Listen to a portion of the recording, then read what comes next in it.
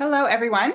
Thank you so much to our event today entitled FDA in 2025, Navigating an Uncertain Regulatory Future. I'm excited to get started. This is the second event in our two-part series that really unpacks what the FDA is going through this year. So we'll get started in just a moment, but before I do, we have to get through a little bit of housekeeping real quick. I can click through my slide. There we go. So first of all, attendees, thank you for joining us. You are in listen-only mode. We will have a Q&A at the end. We'll try to save about 15 minutes for that, and we'll try to get to as many questions as possible. Your questions will come in anonymously to the other participants.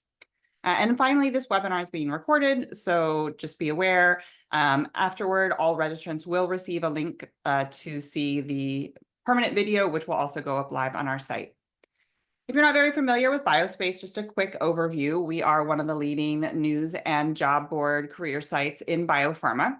We get over 1 million monthly visitors, hundreds of thousands of subscribers. We offer a couple of podcasts. The weekly, I'm joined by my colleagues, and we talk about the hottest news of the week. And then we also have a podcast called Denatured, which takes deep dives into bigger picture issues and topics impacting our industry. And finally, we have a bunch of free newsletters you can sign up for on biospace.com. Just click subscribe on the top right. We also release regular reports on labor market trends, compensation benchmarking, branding, and much more. Our best places to work just dropped this week, so check that out. Now, on with the show. So I'm excited to welcome a number of guests here. I'll get to those introductions in just a minute, but I wanted to give you a little bit of background on this series. So like I mentioned, this is a two-part series that we put together as we reflect on the FDA in 2025. If you missed my fireside chat with former FDA Chief Information Officer Vid Desai, definitely check that out. He recently retired from the FDA after receiving a reduction in force notice in early April, along with thousands of others. So we'll get to talking a lot about that turnover here in this event today.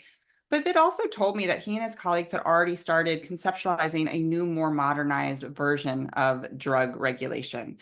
So he was really looking a little bit farther out. He was very excited about the breaking of the can't change culture at the FDA and in government more broadly. So while he wasn't hugely complimentary of how these changes are coming down, the fact that change is happening at all was really positive in his view.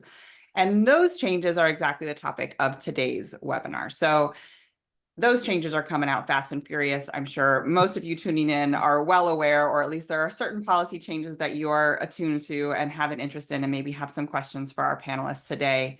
I'm not even going to try to run through the list. I have a long list here in front of me of the many, many policy changes that have either come down in the form of guidances or legislation, or just been floated by the new healthcare administration. So we'll touch on as many of those as possible, but needless to say, it has been a year of change. So getting into it, I would like to go ahead and introduce my guests. We have three folks here with us today that bring really unique and different perspectives to the biopharma industry. So going just based on the order here in the slide, first we have Evan Siegerman, incredibly thoughtful, bold, and super productive industry analyst, I can attest to. Thank you so much for your quick and timely notes on everything that we're covering. He spent most of his, if not all of his career, I think, focused on biopharma. He's currently with BMO Capital Markets, and he's also done equity research with a number of other major banks. And before that, he was a strategy consultant for the industry. He's regularly featured as a guest on various national news broadcasts, and of course, is a regular commentator for us at Biospace. We always appreciate that. And Evan, personally, I will never forget our conversations surrounding the evolving COVID vaccine recommendations, and there's a lot of nuance there, especially when it comes to kids. So I really appreciated your candor in those discussions. Next, we have Rahul Gupta. He's a practicing primary care physician, but a lot more. He is currently at GATC Health. He started there earlier this year after leaving the White House. He served as the head drug policy advisor to President Biden, leading the White House Office of National Drug Control Policy. He was the first medical doctor to hold that role. And in that role, he oversaw a massive multi-billion-dollar budget across 19 federal agencies. So definitely a higher level perspective there that he can lend to this conversation. And then before that, he worked in a lot of public health efforts. He oversaw domestic and global health efforts with March of Dimes. He also served as the West Virginia Health Commissioner. My colleague, Heather McKenzie, got a chance to meet with him at the Bio Convention this year. And he, again, like everyone here, has been really gracious with Biospace reporters and helping us unpack some of these issues coming down. And last but not least, we have Stephen Grossman, a true regulatory expert through and through. He founded his own policy and regulatory consulting firm called HPS Group in 2001. And he also co-founded a coalition called the Alliance for Stronger FDA that successfully advocated to more than double the FDA's appropriated budget. He writes regular columns at fdamatters.com. My team here at Biospace uses those columns regularly in addition to the commentary he gives us directly, so definitely check that out. Earlier in his career, Stephen was directly involved in policy. In his roles as counsel and health staff director for the Senate Health Committee, he had a hand in the Orphan Drug Act, Hatch-Waxman, and other influential legislation. So he's got a really incredible, deep history in this as we're seeing more changes coming down at the FDA. And he also did a stint as the Deputy Assistant Secretary for Health at HHS. So he's got that personal connection to HHS and can perhaps relate to some of the changes on the staffing level that are going on there as well. So that's a lot. I'm sorry to take up so much time with introductions. We have a lot to talk about today, so let's get into it. Hello, everyone. Thank you so much for joining me.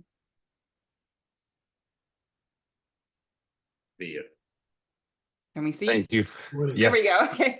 We're all there we here. go. Fantastic. Well, like I said, we have a lot to get into, so I will just dive right into my questions. I have a long list. To begin, I want to get around to the whole group, so I'm going to keep this one super short. If you can, one sentence or less, how would you describe the FDA in 2025? I'm sorry, let's start with you, Evan. Go ahead. Sounds good. I think it's chaotic and uncertain.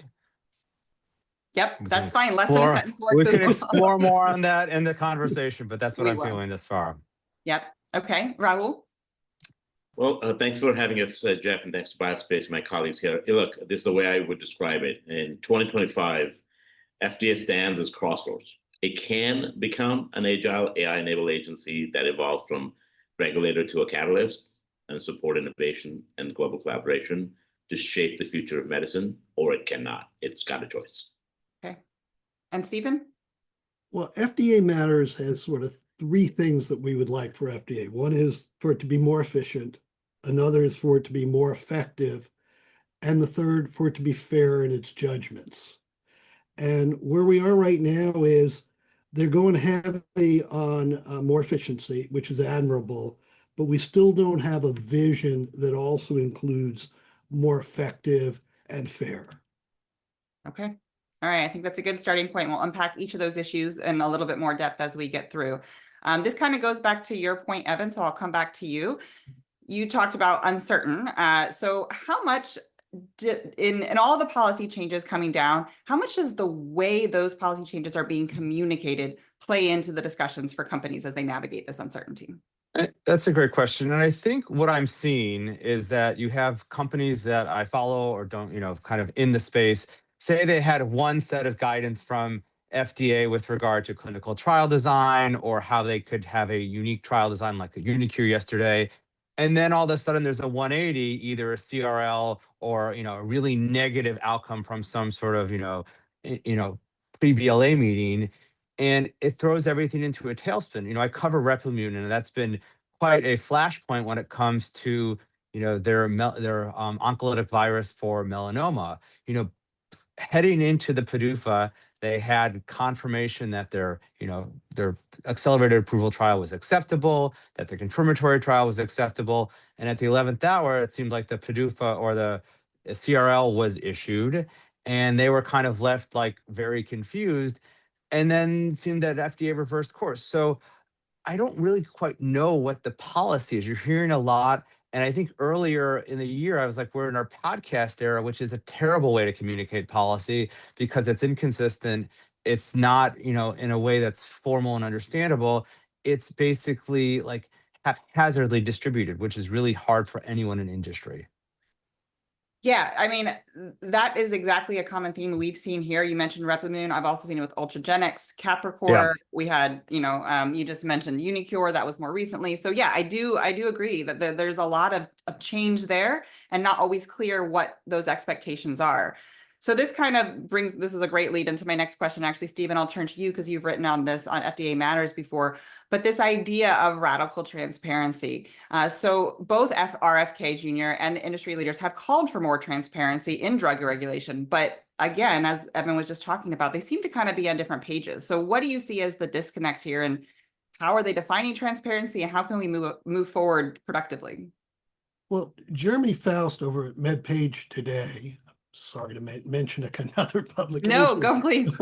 But Jeremy observed that this was transparency of decisions and not just transparency in making decisions and understanding why. So there's an immediate deficit that starts there. I was trained as a lawyer. I've always been a policy person. You are taught to kind of worship the Administrative Procedure Act. It is the basis of all government fairness. And fairness is important, and the perception of fairness is important. And it starts with, they're not following the APA. They're diminishing or eliminating advisory committees. They're not that interested in comment periods. And so, there is a lot of stuff I like about, not a lot of stuff I do like, I really do, but this notion that they're being transparent, they have a different definition than you or I, or probably most of the people have ever considered what it means for government to be open. Okay. Yeah, I have one more question along these lines, and I'm going to turn to you, Raul, and then we'll kind of get into some of the specific policies. But some have claimed that the FDA has really become politicized this year. Would you agree with that? Or do you have other concerns about how the regulatory body is functioning as a whole, not the specific policies, but again, just this transparency and this communication? What's going on, and what is your view of it? Yeah, I think that's a great question, Jeff. I think the perception of politicization is real, and that in itself is concerning. But let me dig a little bit deeper than that.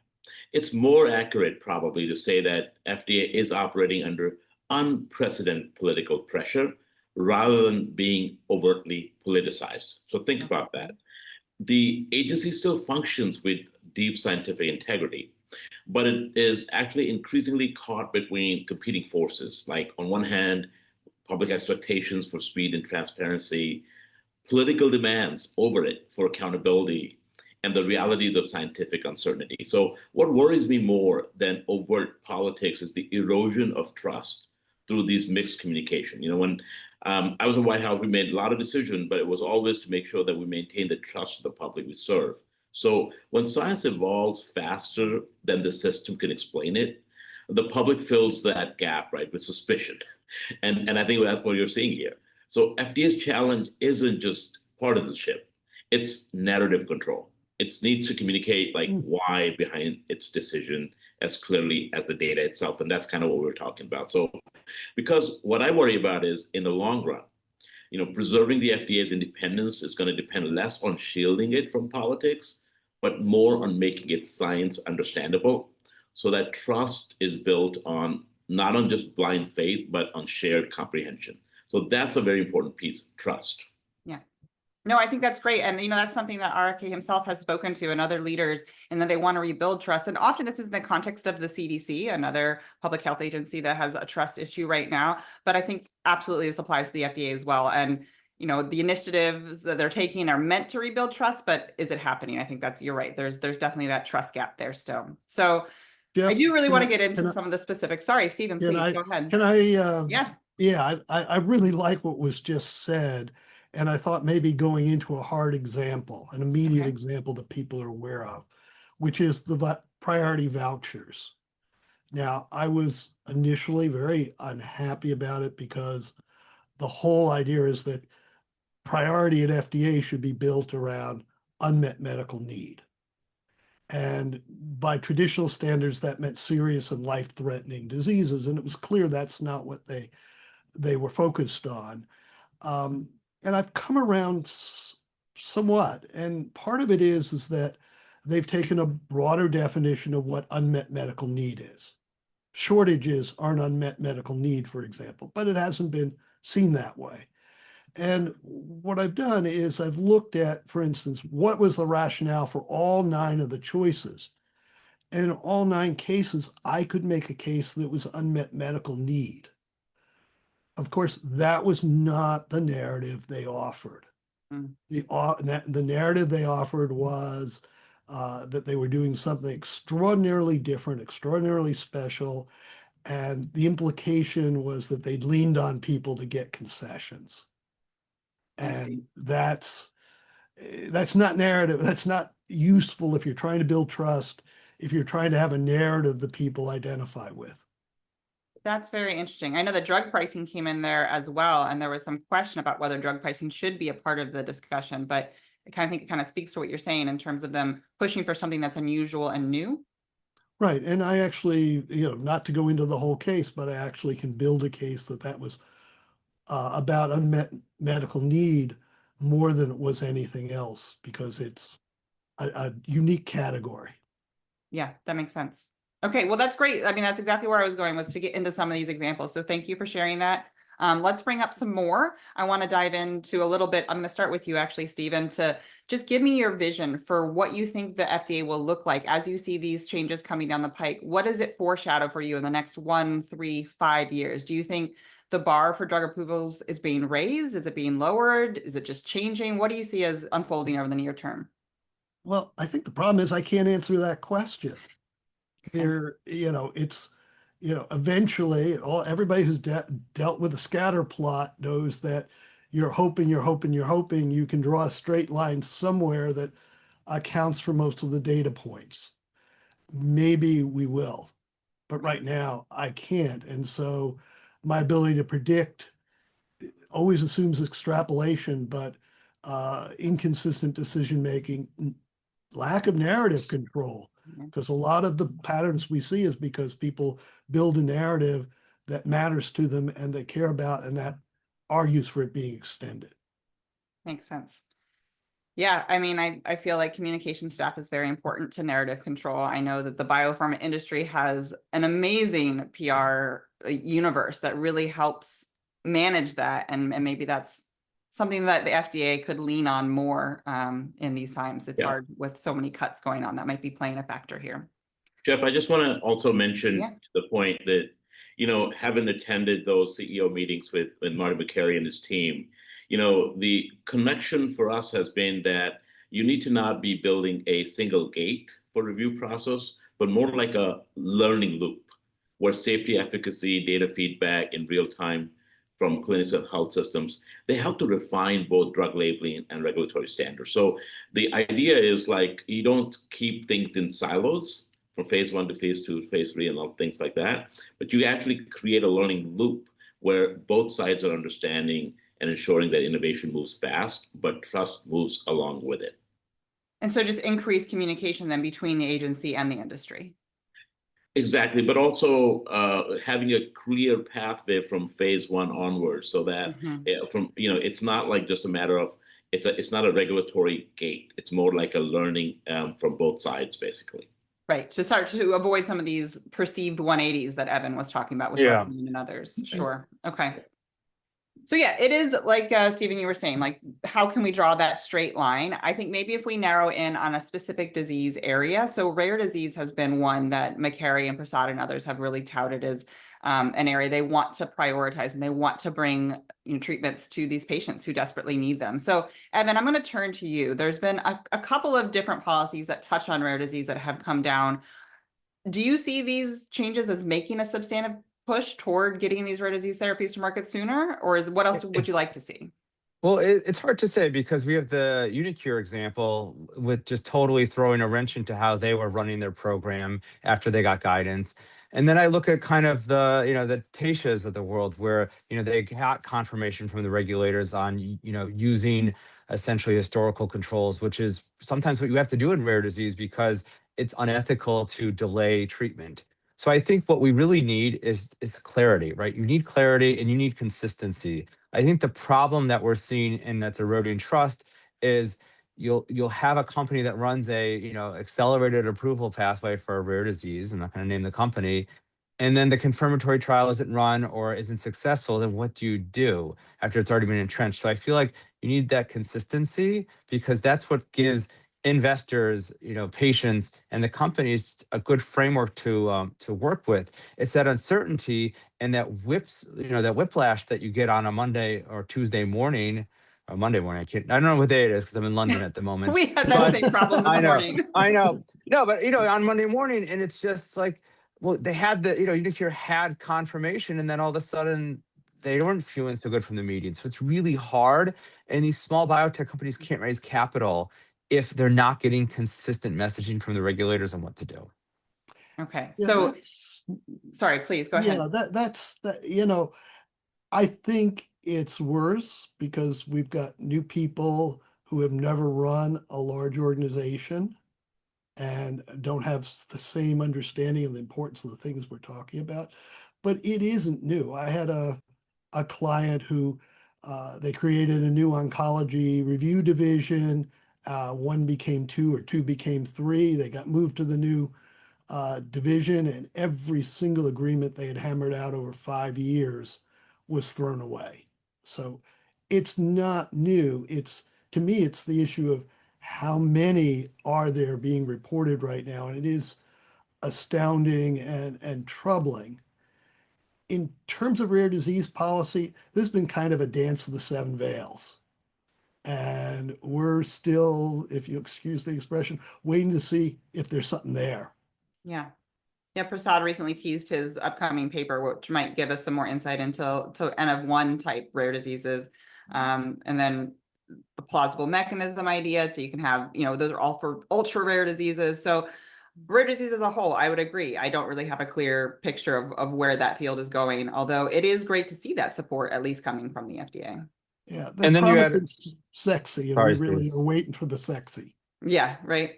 Evan? And I wanted to touch on kind of, the gene therapy and rare disease, because that adds another level of complexity and the safety concerns around that. Yes. And I think that, you want to make sure that you're not doing more harm. So it's that balance, and you're not selling false promise, right? That's the whole point of these regulatory reviews, is that when a company is selling a very expensive therapeutic, upwards of $2 million for some of these, gene therapies, that they're actually giving patients that help them, and they don't sell them a false promise, and they don't preclude them from taking a therapy that may be better down the line. It's a real concern. That's why you want these kind of consistencies, because then you're actually giving patients real hope.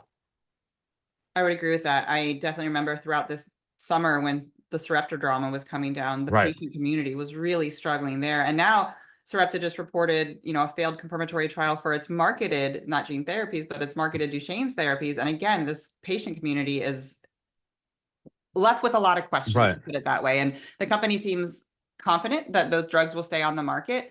But again, with all the uncertainty at the FDA, I don't know if you guys want to weigh on that one specifically, but I would agree that there's just a lot of questions.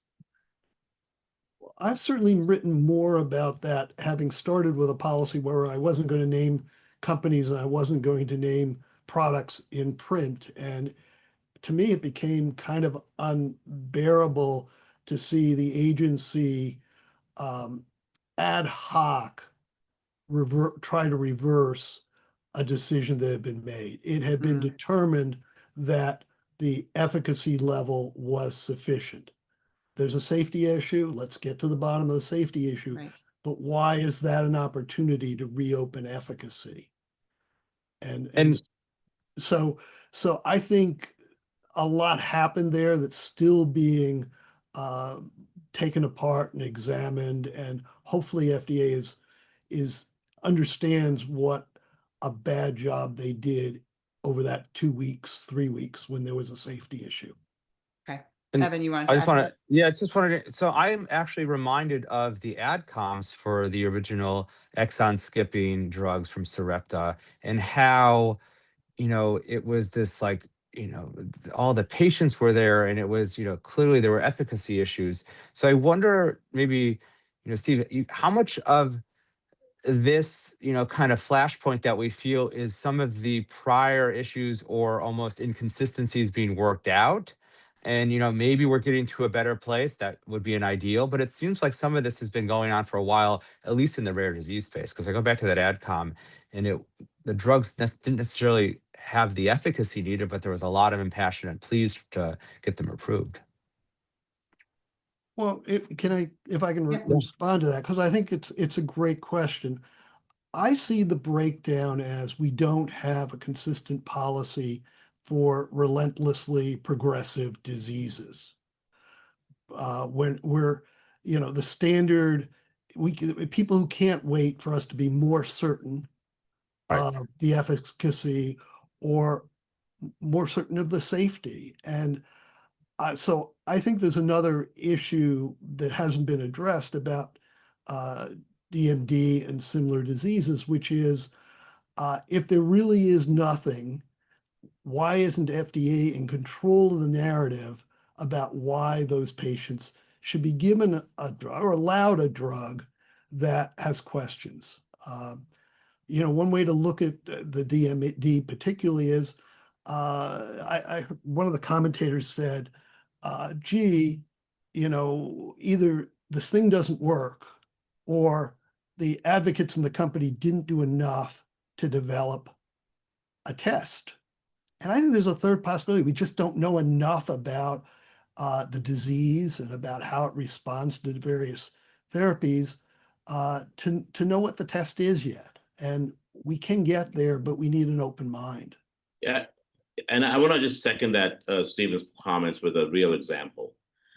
I mean, look, there's a disease called amyotrophic lateral sclerosis, like Lou Gehrig's disease. I've diagnosed that disease in my patients. There are about 30,000 Americans live with it. 5,500 get new diagnosed. They're pretty much going to die.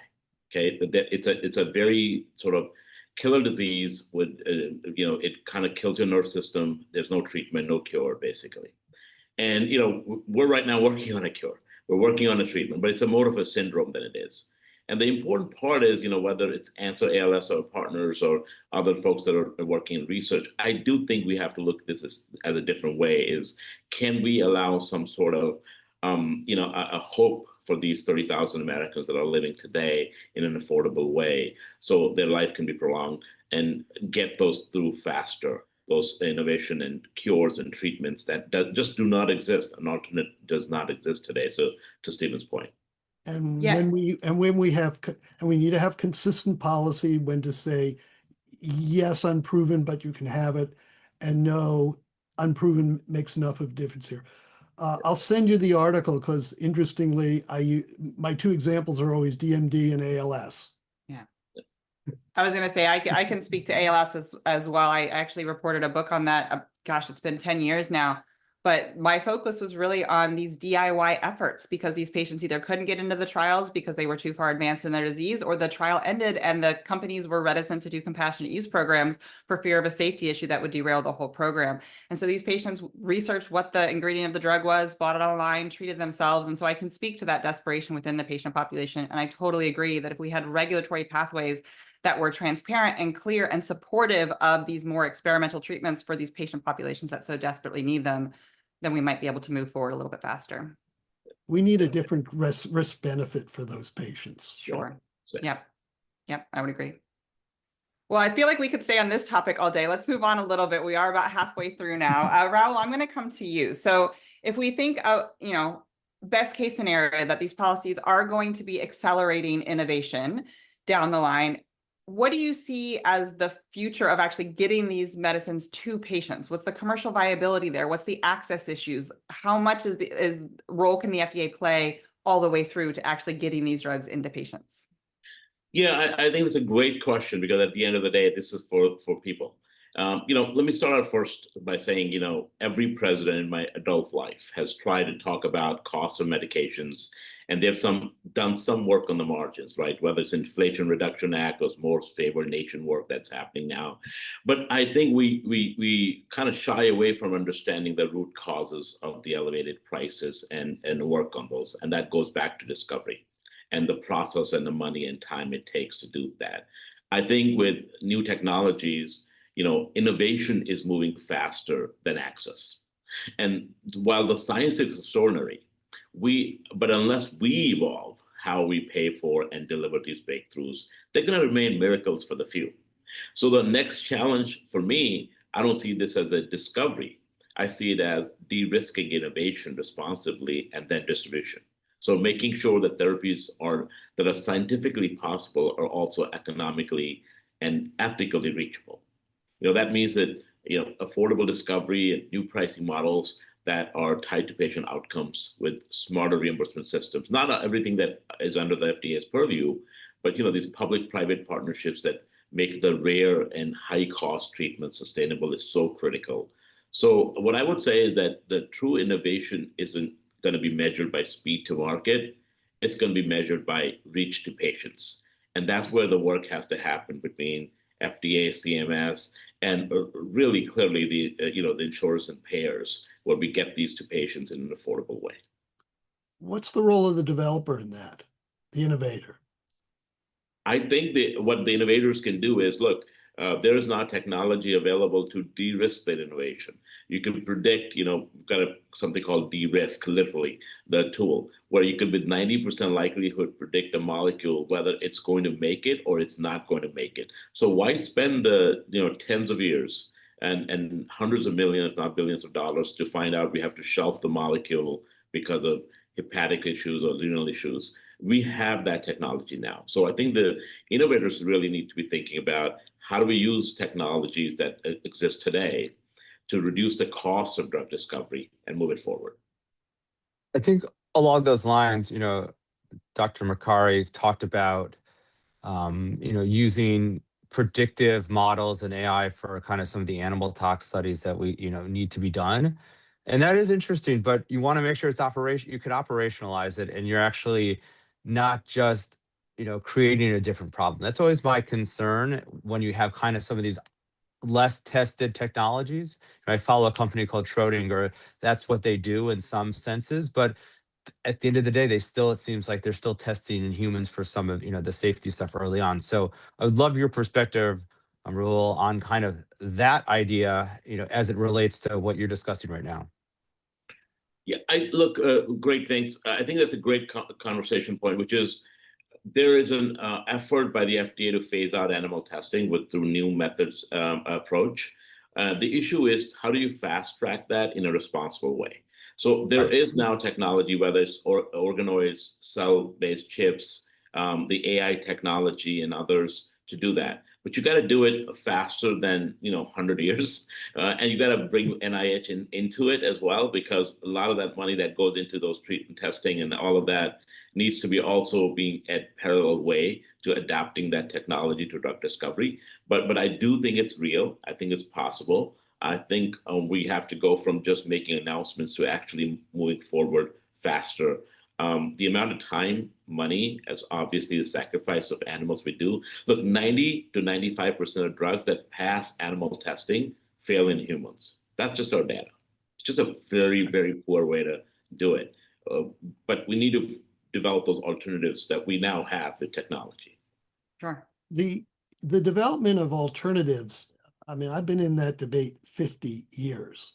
So it's not new. And what I like about the new administration is that there's a lot of research, there are a lot of possibilities, as Rahul has said, and we have lacked an FDA that was committed to saying not just, well, we'll look at your alternatives and get to the point where they say, we want to embrace it, just make us comfortable that embracing the alternatives doesn't leave us as a regulatory agency exposed. And so I think that's all good. My problem with what they're doing is kind of the same problem I have with their approach to AI, which is that they're not showing their work. And so I really just don't know whether or not the jump to show us, let's do it, is real, or whether it's trying to put 5 years into 5 minutes when that's just not appropriate. And I would add, as it is for AI, where we need to be an AI agency, but to announce that you have a system that's going to replace substantial amount of work that nobody actually even knows about, maybe there's all narrative control. Yeah, I was going to say, I think there's definitely a bit of that, throwing out Elsa, the Elsa platform, announcing it before it was really even ready. The rollout had a lot of issues. They decide to his credit, he called it a Google search on steroids. And when he talked about the future of AI in the agency, he had these really forward-thinking ideas, but nothing what they were doing now. Like he sees Copilot as working with drug reviewers to, accelerate what one person can do, really augment human ability. But that's not what Elsa's doing. Elsa's kind of doing some busy work, and I'm not clear still how well she's doing at that. And the busy work, if it really is doing busy work well, I mean, I've talked to reviewers. It's a very tedious job. And if they had a tool that actually cut through a couple of volumes in an hour, man, that would make their jobs a lot more attractive. The question is, are we there, or has been a good goal has been overpromised in terms of the time it'll take to get there? Yeah. So I do actually want to talk about, this is a great segue. Raul, you focus on this now in your current role.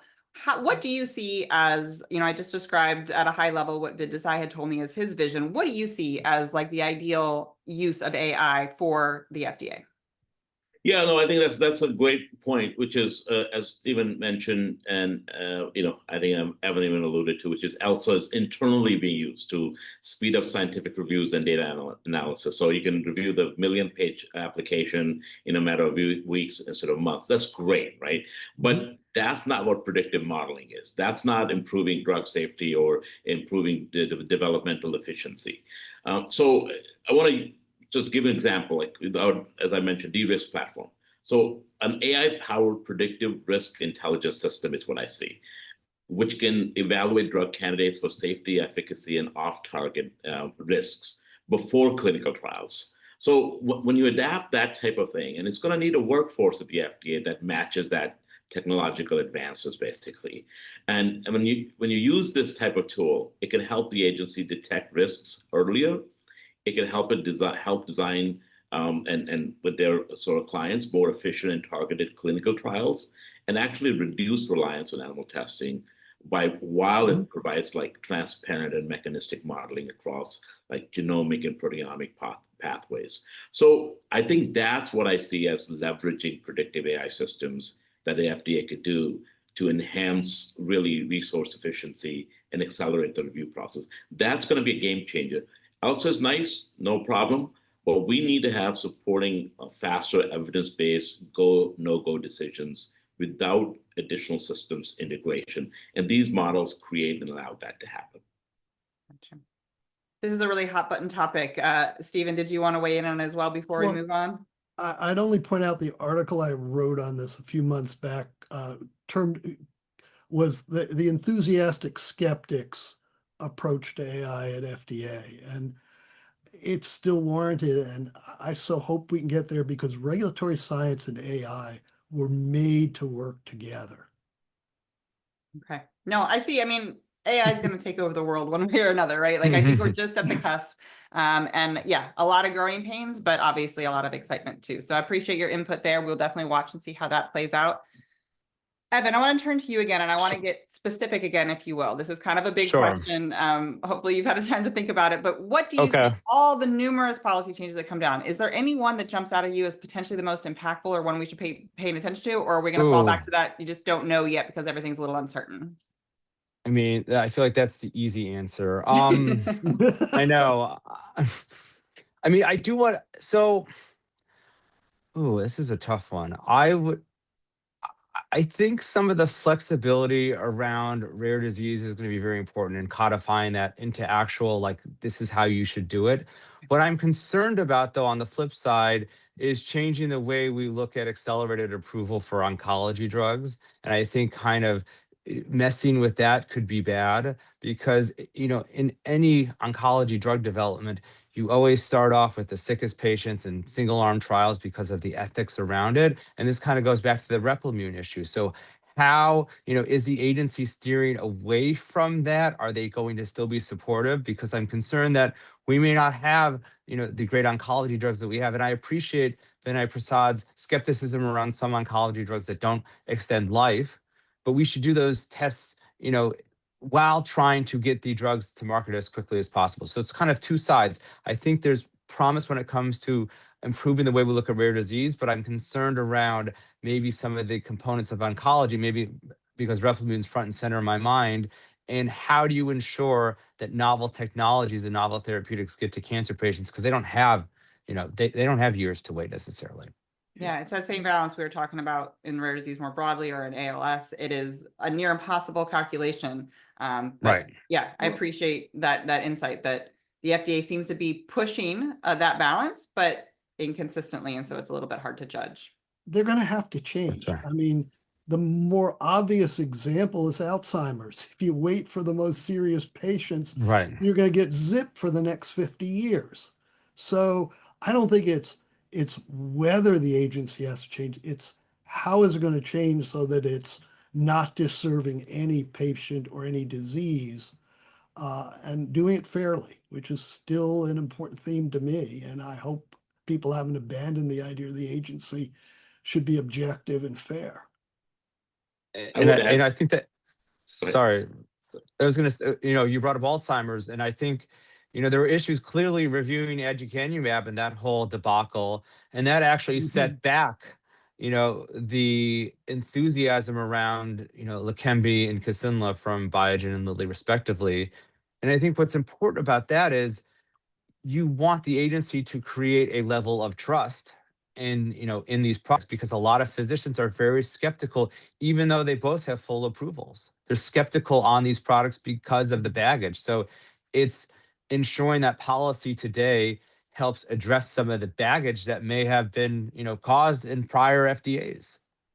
I think we're back to narrative control. There you go. And so to add to that, I think one of the most impactful policies of the future is also going to be this roadmap to reducing animal testing in preclinical safety studies. I think if the agency does this right in the next 3 to 5 years, for animal studies to become exception rather than the norm in preclinical safe tox testing would be the way to go forward. And I think this is going to have huge ethics, impact, cost, innovation, public health safety. It's going to signal a direction of travel towards human relevant models and more efficient development and potentially faster access for patients. So I think that's going to be a huge game changer for new approach methodologies. How much is that going to, do you think it's going to speed up time to IND and time through phase 1? And also Absolutely. what percentage survive each phase?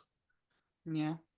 Yeah, so I think it's going to have look. We have the ability now to predict with 90% certainty if a drug will make it to phase 2 onwards. So if technologies like we're talking about, whether it's AI computational models, organ on a chip, human organoids, this probably going to cut significantly the time to phase 1 as well as the cost to phase 1. So I think we're going to have it very significant. I mean, don't have the numbers to give right now in an informed way, but I think it's going to be it's going to be a game changer, and we should look forward to FDA Modernization Act 3.0 as it is part of in Congress. So those are the things that I think is going to be huge.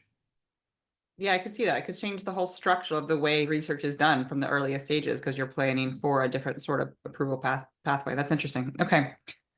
Back to the access question. I had started with you, Raul, on that. I want to turn to Stephen now. You have written a little bit about this, like the security and stability and the safety of the drug supply.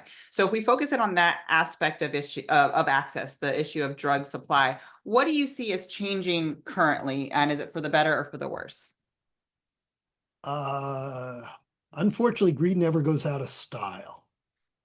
And we're heading into in a time and a place where I think it's going to flourish.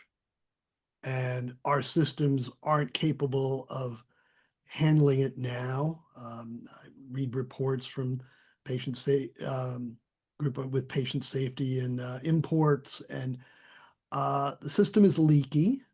There's a limit to how much you can make it better, but we need to find ways to do it, because one of the things I predicted is that the one big beautiful bill, which has almost nothing to do with FDA, but if you dramatically cut the insured population, if you cut back on feeding programs, then you have turbocharged the market for cheap, unregulated, off-market, gray market products, and people will take them. I keep referring to, a hungry person doesn't worry about nutrition or safety. They worry about whether they have enough money to have anything at all to deal with the hunger. And Mhm. so I think that it's a system already severely taxed, barely getting the job done, if at all. And I think we're heading in the wrong direction. I did like the Commissioner McCary's decision to emphasize more about international inspections, but I'm not sure I have a good sense in my head of how that's being operationalized, for example.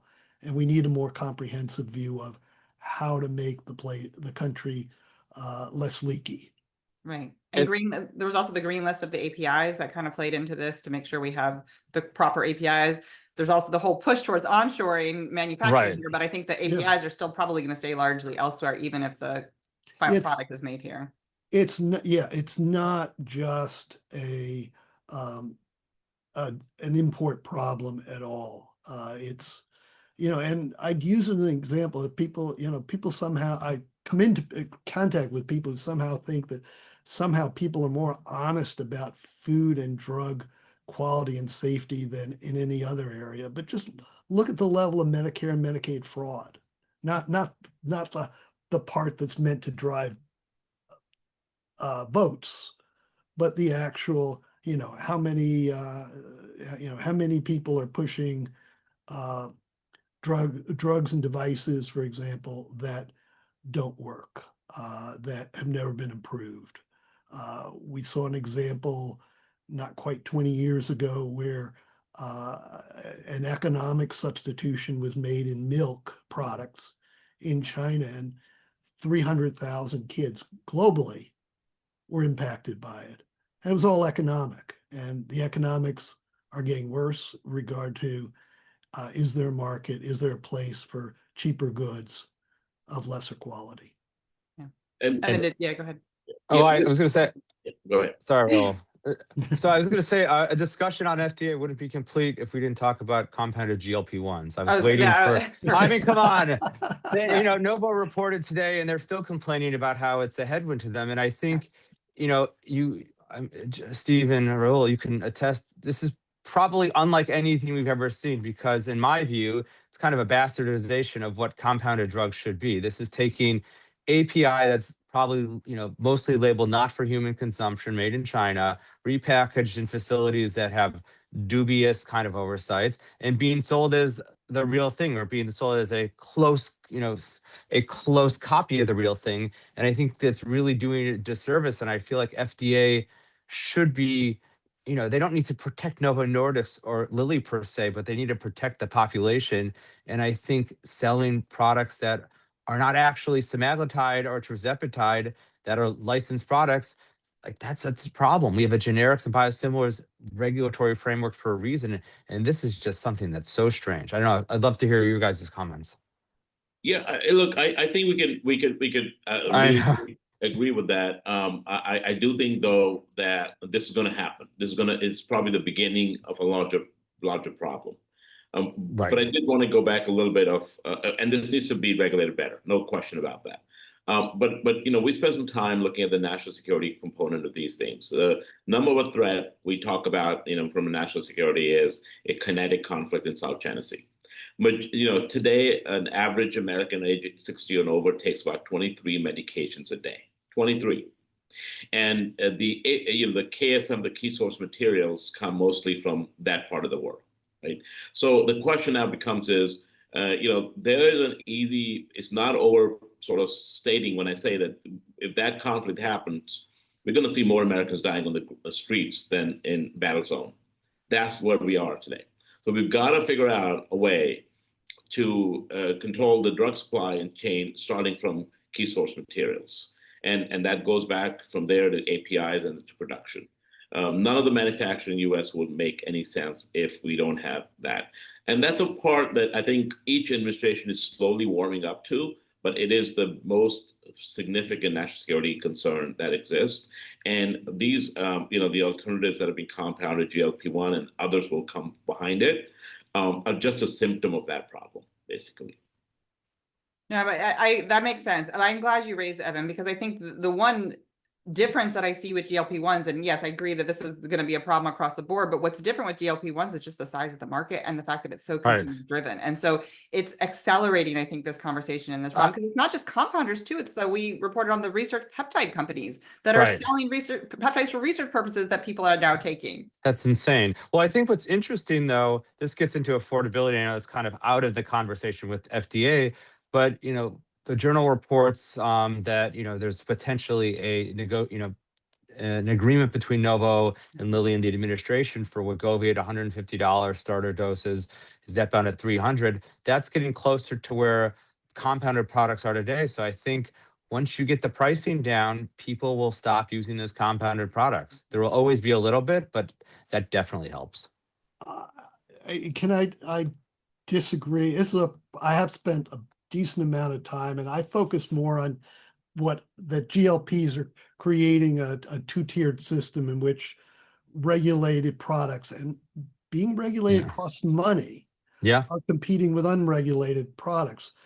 But I have always found that shadow pricing was a profound economic concept. And, we'd like to think that 200 and 300 are affordable, but there will still be a market and a profitable market selling it at 50. They're only charging what they are because it's a shadow market. Right. And when the big guys come down, the others will follow with a shadow. So I hope you're right, but I think that's optimistic. We will Well, see. Yeah. Yeah, no, I think gosh, so much of this is wait and see, right? And I think this is one of those many issues that time will tell. We do have a couple questions from the audience if you guys are up for it. So one that just came in, with phase 1 trials expected to be shorter, so that gets back to the topic we're, non-animal based models, hopefully accelerating to and through phase 1. How will the FDA ensure that complex regenerative and cell-based oncology therapies are still rigorously assessed for safety and efficacy? Is that going to happen at later stages, or are there other requirements that might have to be added to the earlier stages? I'll throw it open to anyone. Well, Stephen, you may okay. be best positioned, but Evan, anyone, Raul? I'm willing to take one. Sure. That there's not a good distinction being made in any of these conversations between the minimum requirements and FDA's discretion to require more. And this is it's an issue in animals. It's a issue in the biosimilars. Yes, they're getting rid of some requirements. It makes good sense in most cases, but the key to me was FDA did not give away its authority to say, well, that's the minimum, but we think this is going to require more. And so if that principle got enshrined, that would help the discussion of what's enough and when do you find out afterwards that you should have asked another question. So maybe just getting back to the clear communication expectations with individual drug sponsors throughout the process, so we don't have these 180s, but it may not be like one playbook for all. Well, certainly one of the themes here has been narrative control. Yeah, and I also think it's a process, right? It's a feedback loop. So this has to be like phase 1 doesn't stop when phase 2 begins. It's like a conversation that you have a continuous process at the FDA. You know who you're working with and what they need, and you're providing those. So communication, as Jeff mentioned before, it increases, but also the trust increases and back and forth, and it becomes phase 1 to phase 2 a process, as opposed to a gate where you pass this test, now you go to a different level, that sort of thing. That makes sense. Yeah, you'd spoken about that earlier. Okay. Another question here, getting back to our Duchenne muscular dystrophy discussion. This person is asking for your thoughts on the risk versus benefit analysis that we talked about before, and the final decision of accelerated approval based on biomarkers just more broadly as well. I don't know about if you want to just weigh in with your personal thoughts or what you think the FDA is thinking about these issues right now. Well, the part I've been after is that the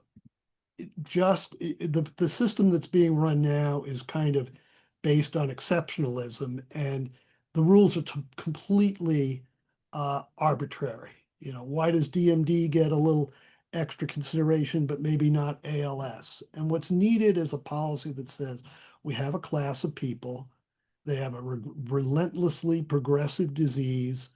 For them, waiting is inappropriate, cruel, and not doing science any particular good. And therefore, it's less a matter of, you know, what's the new evidence standard, but what's the tolerable risk? What's the tolerable safety level when you have somebody who's dying, or a mother who's watching their DMD kid deteriorate year after year? And we just, it's not going to be easy to do it, but there should be a policy in which when FDA says no, people can say, well, yeah, that makes sense. And when they say yes, people say, oh, that makes sense. But it starts with a policy we don't have and a vision of how risk and benefit are different for these patients. Yeah, sorry, Raul, please go ahead. I was going to say, I completely agree. I mean, this is real life versus theoretical or regulatory risk for people who may not live that life or may not live with any qualities. And so absolutely agree with what Steve said. So I will send you the essay. This is a great segue to my last question. I wanted to end on this one because it hits both on the administration's hot button issues and on the issues we're discussing today, which is this idea of gold standard science. So when we're making these risk benefits assessment, we want to be applying gold standard science. RFK, McCary, and Prasad, they're all saying the same thing as well. What do you see as resulting from this emphasis on gold standard science from the administration? Do you see it happening already? Do you see it playing out in the future? Stephen, we'll start with you.